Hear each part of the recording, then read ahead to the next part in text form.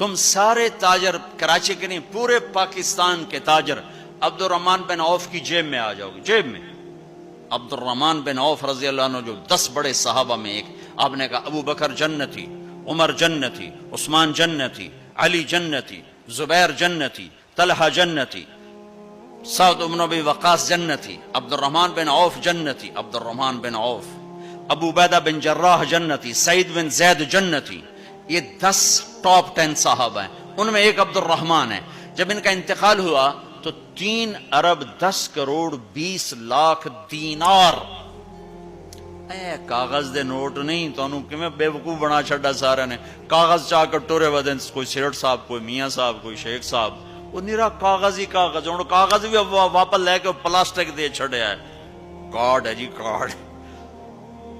مطلب ہم کیسے بدھو بنے، کیسے بدھو بنے؟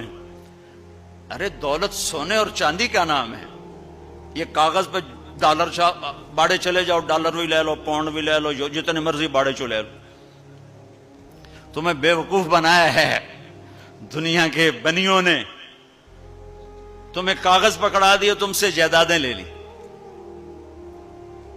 اور پھر کاغذ بھی واپس لے کر تمہیں کارڈ پکڑا دیے۔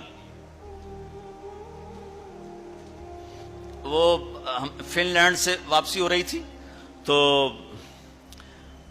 وہ ہمیں بڑا کمرہ چاہیے تھا، وہ کمرہ چھوٹا تھا، وہ کروز تھا، یہ جو بڑے بڑے بحری جہاز چلتے، تو ہمیں کمرہ چھوٹا ملا۔ تو میں نے کہا یار کوئی بڑا کمرہ، تو ہماری جماعت بڑی ہے تو کوئی بیٹھنے کی ہو، کوئی سونے کی ہو، تو ہم وہاں گئے کاؤنٹر پر، تو اس نے کہا جی آپ 2500 کراؤن دے دیں تو ہم آپ کو کمرہ دے دیتے۔ ہم نے کہا لے لو۔ کہا نہیں ہم پیسے نہیں لیتے۔ کیا لیتے ہیں؟ کارڈ۔